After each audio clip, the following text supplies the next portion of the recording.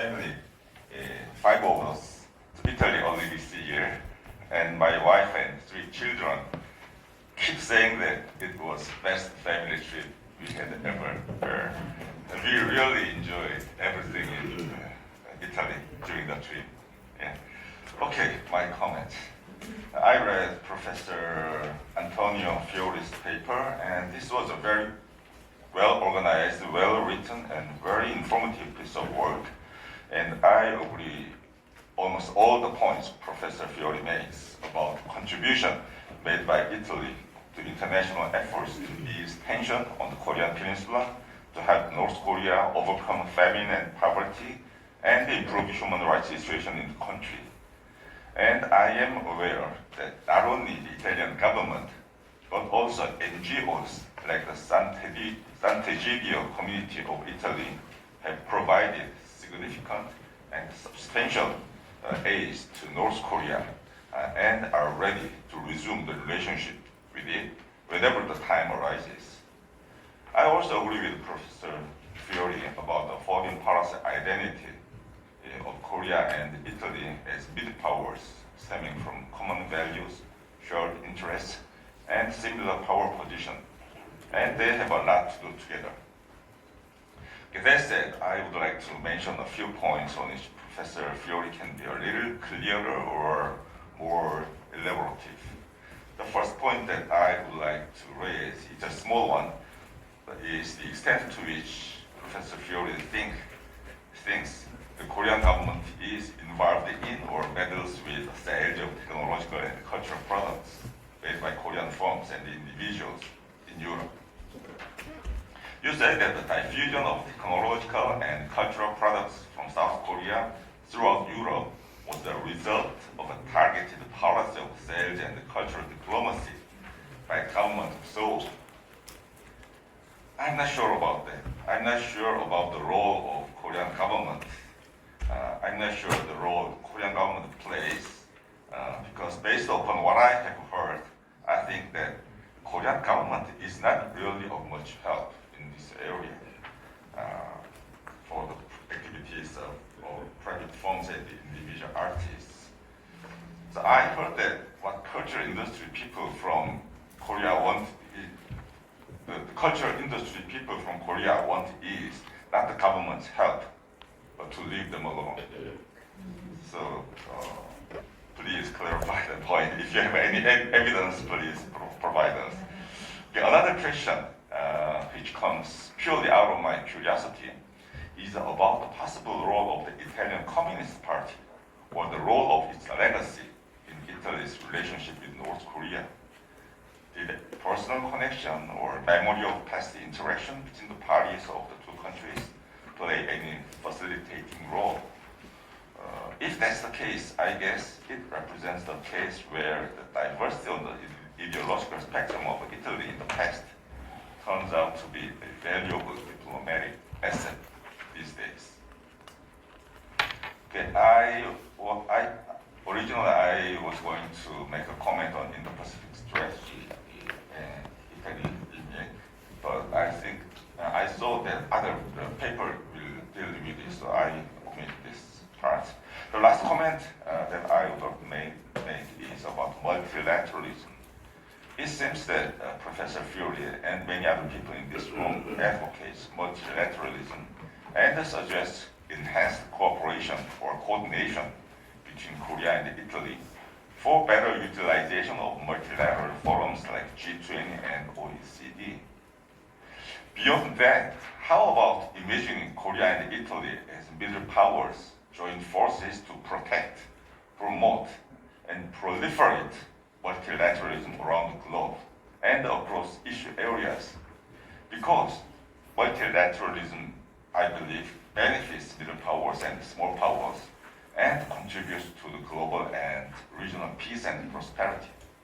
How about forging a group of like-minded middle power as a de-risking strategy to cope with volatile great power politics and to save rules-based, multilateral-based global order?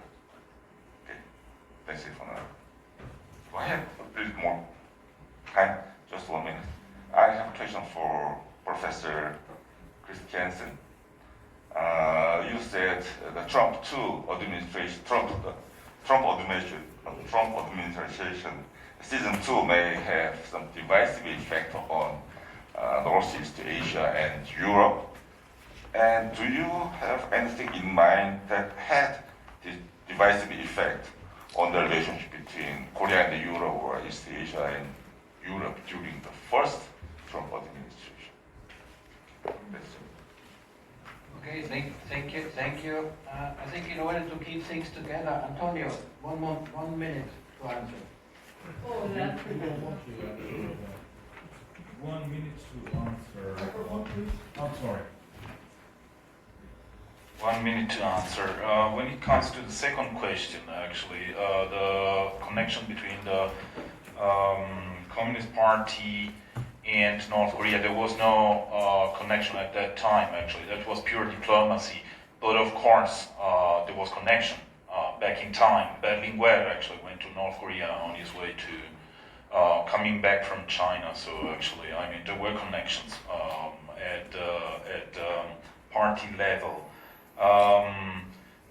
Multilateralism.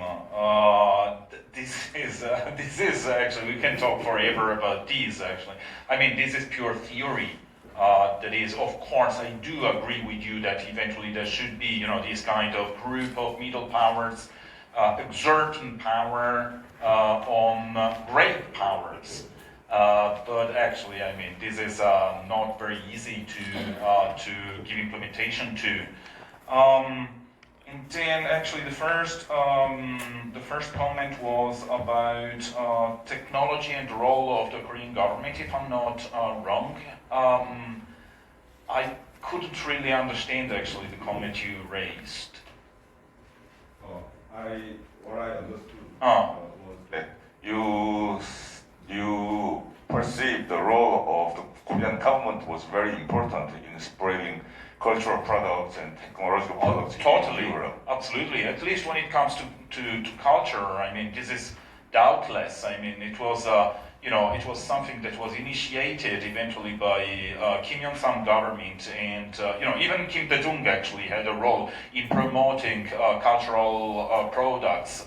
I mean, do you want me to think that eventually Hallyu was a kind of autonomous wave that actually spread around the globe? I can think that way. Oh, that's then actually we have a totally different. Thank you very much. You can discuss the rest over lunch. And Thomas will have a chance then to reply when his paper comes up. Then my pleasure to invite Mason to make his comments. We have a long-standing working relationship, and my pleasure to see you here. And I'm also sure, like your predecessor, you actually read the paper, which is not always common for commentators.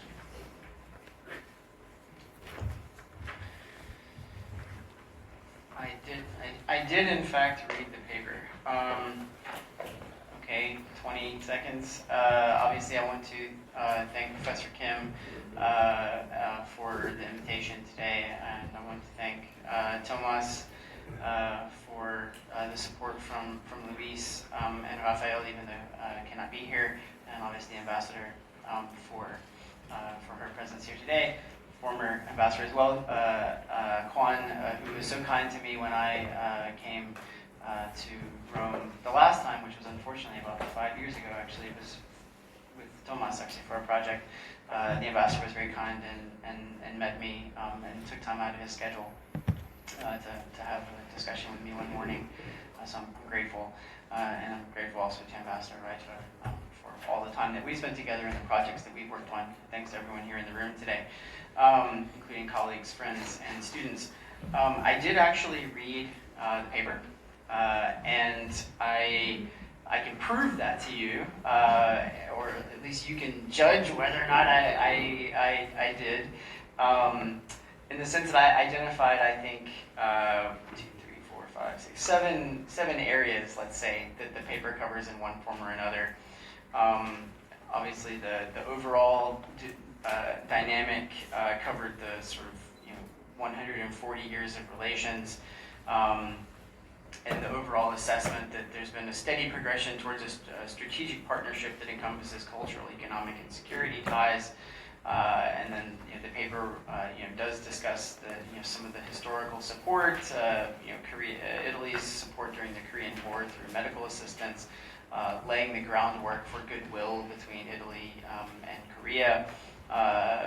The paper discusses, of course, the EU's role, and Italy as a part of the EU, of course, is relevant in this context in the Korea Economic Development Organization that helps support the potential financing of North Korea within the larger context of the agreed framework. And this was an important and seminal modern milestone in Europe, and by extension Italy's relations with South Korea. And then maritime security, cyber security cooperation, a focus on the Indo-Pacific, defense cooperation and space technology, which you spent some time at the end of your remarks on. And lastly, shared values, which I'm going to come back to in just a moment. Maritime security, I think that the paper admirably lays out the importance of secure sea lanes for both countries. Obviously, this is important for both of them in the modern context, but Italy, I think, also has this very special role in this, considering how important it has been historically as a seafaring nation in the Mediterranean, essentially being that contact point between the crumbled ancient civilization that was born in what is today the modern Middle East, and then entered back into Europe in the Renaissance, essentially through the sea lane connections that ran through Italy ultimately. And then, of course, collaboration with the EU, South Korea's collaboration with both the EU and NATO in joint patrols, information sharing, and other areas. Cybersecurity cooperation, this is a part of the broader security ties. And right now I think there's not enough, in my estimation, of the actual practical on the ground doing stuff cooperation in this area. There's a lot of best practices sharing, a lot of talk shop type stuff, and that's important, but I think it's not enough of the doing, so I'd like to see more of that. Both nations are committed, as the paper points out, to a free and open Indo-Pacific, engaging in regional initiatives to address challenges such as freedom of navigation and territorial disputes, denuclearization of North Korea remaining a priority, albeit one that is very unlikely to happen in my lifetime. Defense cooperation and space technologies, this is obviously a huge area which you spent quite a bit of time talking about, with active cooperation on advanced defense through MBDA Meteor, space technology with Thales, Alenia, Kari, and SAR, the exploration of opportunities to enhance defense collaboration, including joint projects in defense technology and industrial partnerships. And then lastly, I'm going to come to shared values. And here's what I wrote. The Rome-Seoul axis of like-minded defenders of the rule-based order. Both countries emphasize freedom, human rights, and the rule of law as guiding principles in their cooperation, aligning closely on global democratic values. Anyone who's taken a look at what has happened here over the last 2.5 days would have to find that an utterly absurd sentence that I just wrote. And I'm sorry to be the one to have to say it so bluntly, and I apologize to my Korean colleagues if they disagree with me fundamentally that, in fact, this is not a problem for Korea's democracy, but it absolutely is. And it's not only a problem for the democracy here in Korea, for people who live here in Korea, it's also a problem for Korea's partners. It's like-minded partners, who, if I were one of them looking at this country, I would think, is this in fact a like-minded partner? That's a very difficult question, and I'm sorry to pose it, and I may make a lot of people angry in this room. But I think it's an important question to ask. If we're going to talk about values-based diplomacy, if we're going to talk about defense of the rule of law, that has to start here. And we'll see what happens. The argument, of course, that one reads and one sees all the time is, well, this is proof that Korea's democracy has worked, that it is resilient, that a tree is only as strong as it stands in the strongest storm, and Korea has overcome this storm. Possibly, but we're not done yet, right? We may be in early days. We don't know what's going to happen, right? We don't know if we're going to see a constitutional crisis. And so how that changes going forward, I think, is going to be fundamental to making it the case that we can in fact say that those shared values have been restored. I hope that they are, but if they're not, I think that we're going to have to rethink some of the directions of some of the foundations of the relationship. Thank you. Quick response on the issues, multilateralism, which was raised. Nicola? Yeah. It was very difficult, but well done to summarize. For those that are interested, and this is the whole chapter, which contains quite a lot of information. But I think you pointed out that this important element, that the like-minded countries, I believe that what happened, seen from the outside, was just like a small parenthesis. I don't think that there will be any big change between the two countries and the cooperation. But of course, some people may have a different opinion. What matters nowadays, I think that with Trump coming to power again, I think that all like-minded countries will be pushed to collaborate more together. And I think that it would be in our interest to close eyes about what happened here and continue, because I don't think that Korean democracy is in danger. You pointed it out, it's still like a thriving democracy. But the issue of like-minded partners is important. It is the foundation of everything that we are doing. And of course, what you point out is important because it is a debate that has to be, and it is not put aside. Yeah. But I'm sure that my colleague next to me. No, that was 1 minute and 60 seconds. So now, last comment, I think particularly on Thomas, and you can then also pick up on the question here. 5 minutes. Okay, thank you. I think this week is, I have a tendency to speak at the last person at this session because I was in the same case, and then also sitting between hungry crowd and lunch. So I tried to be brief.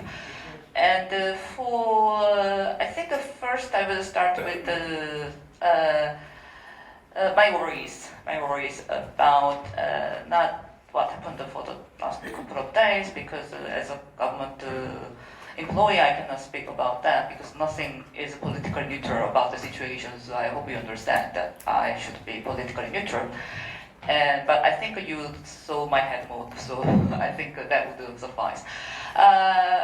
For my worry is, I think Thomas described this rather, especially recent fast development between Korea and the EU, and also Korea and Italy, and covered a lot of different agreements and activities set, especially last, I think, 5 years.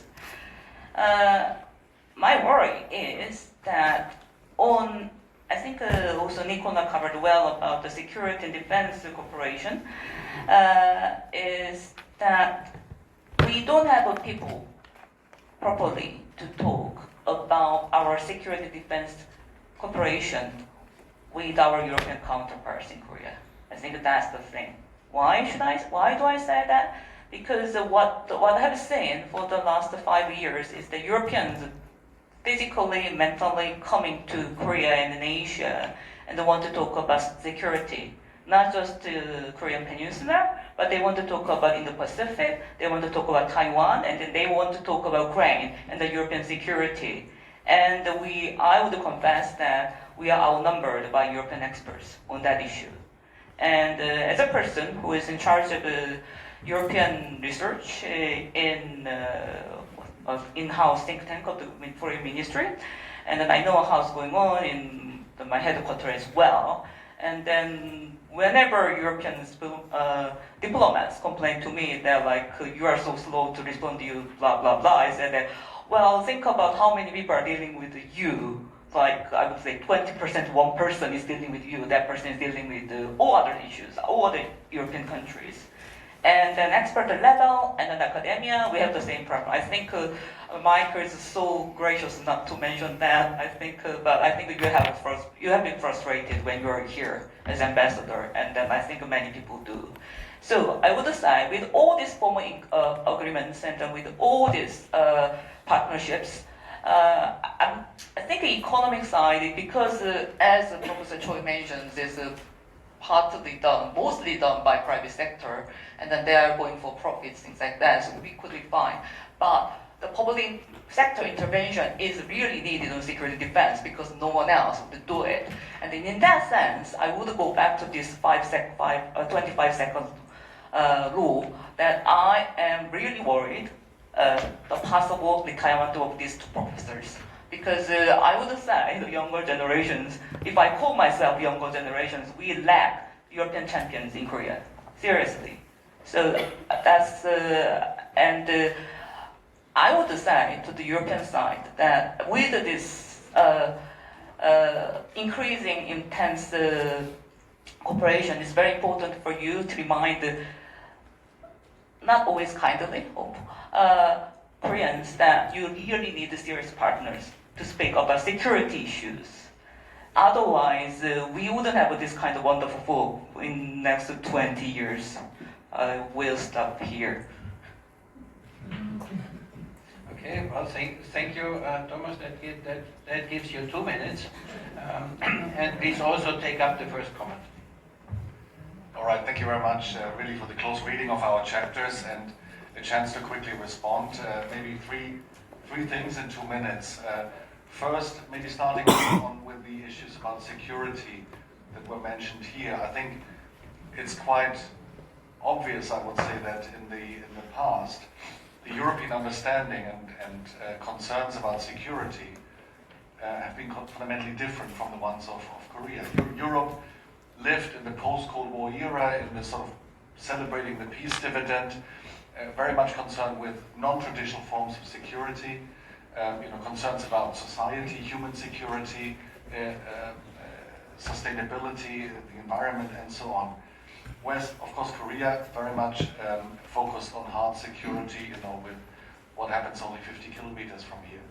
And I think the Ukraine war, and now also North Koreans in the Ukraine war, basically bring Europe and Korea much closer together on the understanding that hard security still matters.